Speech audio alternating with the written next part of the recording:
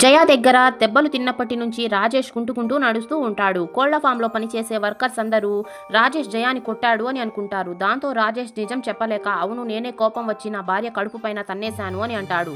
దాంతో ఒక వర్కర్ మా ఫ్యామిలీలో కూడా ఒక అతను తన వైఫ్ ని అలాగే తన్నాడు, ఆమె చనిపోయింది, అప్పుడే ఆమె భర్తని పోలీసులు అరెస్ట్ చేసుకుని తీసుకుని వెళ్లిపోయారు అని అంటాడు. రాత్రి అవగానే రాజేష్ ఇంటికి వస్తాడు. అప్పుడే అతని చేతిలో ఉన్న కార్ కీస్ కింద పడిపోతాయి. వాటిని తీసుకోవడానికి ఇతను చాలా కష్టపడతాడు. అప్పుడే రాజేష్ వాళ్ళ అమ్మ రాజేష్ తో నువ్వు జయాని ఈ విధంగా టార్చర్ చేస్తున్నావు, ఆ అమ్మాయికి ఏదైనా అయితే వాళ్ళ ఫ్యామిలీకి మనం ఏమని సమాధానం చెప్తామని అంటుంది. దాంతో రాజేష్ వాళ్ళ అమ్మ ముందర బిల్డప్ ఇస్తూ అవును కోపం వచ్చింది అందుకే కొట్టేశాను అని అంటాడు. రాత్రంతా రాజేష్ భయంతో వణికిపోతూ ఉంటాడు. అప్పుడే రాజేష్ జయాతో నువ్వు కరాటే నేర్చుకున్నావా అని అడిగితే దానికి ఆమె ఏమీ అనకుండా నిద్రపోతుంది. తెల్లవారగానే రాజేష్ స్నానం చేస్తూ ఉంటే ఆ బాత్రూమ్ గోడలపైన కాళ్ళ గుర్తులు కనిపిస్తాయి. దాంతో రాజేష్ కి మొత్తం అర్థమైపోతుంది.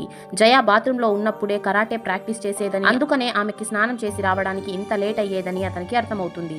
అప్పటి నుంచి రాజేష్ జయాని చూసిన ప్రతిసారి భయపడిపోతూ ఉంటాడు.